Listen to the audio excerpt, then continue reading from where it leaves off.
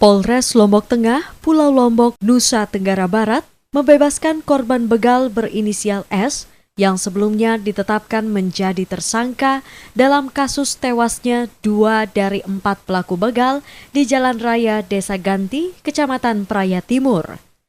Ahli Hukum Pidana Universitas Udayana, Profesor Rai Setiabudi mengatakan, langkah yang dilakukan pihak kepolisian ini sudah tepat.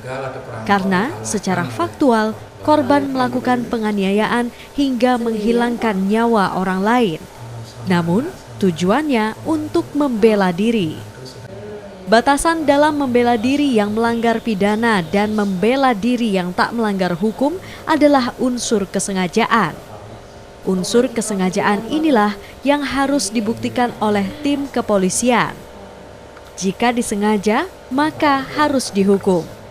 Sementara jika tidak disengaja, harus dibuktikan dengan 2 syarat, yakni kondisi faktual dan kondisi psikologis seseorang pada saat kejadian. Menurutnya pula, seseorang yang membela diri dalam keadaan darurat harus dihormati. Namun, tetap tanpa mengesampingkan kondisi faktual, aspek psikologis, saksi hingga alat bukti. Ya, memang kasus ini adalah kasus yang sangat langka ya, dan jarang itu terjadi.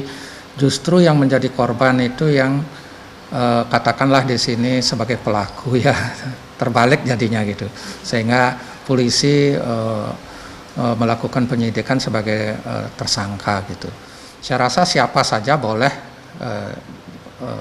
disidik oleh polisi apabila itu ada indikasi sebagai pelaku tersangka. Apalagi dalam kasus ini ada orang yang kehilangan nyawa. Jadi dalam hukum itu kalau ada orang yang kehilangan nyawa yang ada indikasi kriminal, indikasi tidak tidak wajar, itu bisa saja langsung dilakukan penyidikan. Nah, siapa pelakunya? Tidak perlu dulu diteliti apa sebabnya orang kehilangan nyawa. Yang penting ada orang kehilangan nyawa yang tidak wajar begitu atau ada kejadian kriminal. Nah, di sini boleh saja polisi melakukan sangkaan-sangkaan. Karena dalam sangkaan itu kan masih tetap berlaku asas presumption of innocence. Jadi ini asas praduga tidak bersalah. Walaupun dia jadi tersangka, tapi nanti kalau pengadilan tidak cukup bukti, sehingga dia dibebaskan, dia dianggap tidak bersalah. Ini proses hukum ini harus dilakukan. Tidak boleh umum menilai misalnya tanpa ada satu proses hukum yang jelas. Jadi hukum itu sah harus ada 2 ya.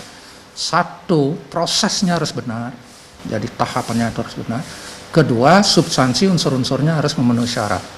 Sementara itu, hingga saat ini pihak Polda NTB masih dalam proses pembuktian melalui tahap penyidikan terhadap kasus ini. Permana Dewi, Sang Putu Aryase, Kompas TV, Gianyar, Bali.